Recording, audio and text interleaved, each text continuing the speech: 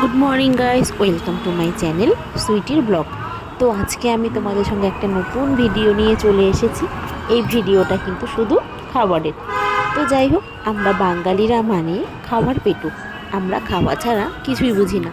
তো আমাদের 3 বেলা এক থাল করে ভাত আর অনেক শাকসবজি, মাছ, মাংস এসব লাগে, তাই তো। তো এখন সাধারণত সবাই 3 থাল ভাত খায় না সারাদিনে, সবাই একটু ডায়েট কন্ট্রোল করে চলে। তাই বলে সব সময় তো না, তাই না? যখন আমাদের ভাত খেতে ইচ্ছা হয় তখন কিন্তু আমরা ভাতের স্বাদ অন্য কিছুতেই মেটাতে পারি না। তো আমরা গিয়েছিলাম কোচবিহারে আমাদের একটা কাজের সূত্রে। তো ওখানে গিয়ে আমাদের অনেকটা দেরি হয়ে গিয়েছিল কাজ করতে। যাই হোক, খুব খিদে পেয়ে গেছে। তখন কি আর ডায়েটের কথা কারোর মনে থাকে? আর আমি কিন্তু তেমন একটা ডায়েট করতে পারি না। আমি যতই ভাবি না কেন যে কালকের থেকে খাওয়া কমিয়ে দেবো, কালকের থেকে আমি একদম কম কম করে খাবো, আবার ভালো হলেই একটু না, আজকে একটা ভালো কিছু রান্না হয়েছে, তাহলে এর পরদিন থেকে আমি আবার ডায়েট শুরু করে দেবো।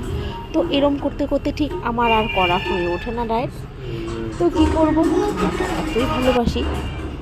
তো আমরা বসে পড়লাম। দেখতে পারছো হোটেলটা খুব সুন্দর ছিল। হোটেলের নাম ছিল আহার। তো তোমরা প্রথমেই দেখেছো, আমি ঢোকার আগে ভিডিওটা দেখিয়েছি নামটা। হোটেলটা খুব সুন্দর, পরিষ্কার পরিচ্ছন্ন ছিল আর সাজানো গোছানোও ছিল, খুব ভালো লেগেছে। ছোট্ট মোট্ট হোটেল কিন্তু খুব সুন্দর। তো আমাদের খাবার থালা চলে আসলো। দেখতে পাচ্ছ কত সুন্দর করে সাজিয়ে খেতে দিয়েছে। এই কারণেই আমার হোটেলে খেতে খুব ভালো লাগে, যে কোথাও সুন্দর করে সাজিয়ে আমাদেরকে খেতে দেবে। দেখো, শাক ভাজা 2 রকম 3 রকমের, একটা সবজি, আলু ফুলকপির রসা, মুসুরির ডাল, স্যালাড, ওই দিকে ছিল ধনেপাতা বাটা। খাওয়ার মেনুটা খুব ভালোই ছিল আর রান্নাগুলোও খুব টেস্টি হয়েছে। দেখো, আমার বর খাওয়া শুরু করে দিয়েছে, কারণ খুব খিদে পেয়ে গেছিলো। আমিও সুন্দর করে সাজানো ভাতটাকে ভেঙে মাখা শুরু করলাম। এবার দেখো, আমার বর ডাল দিয়ে ভাত মেখেছে।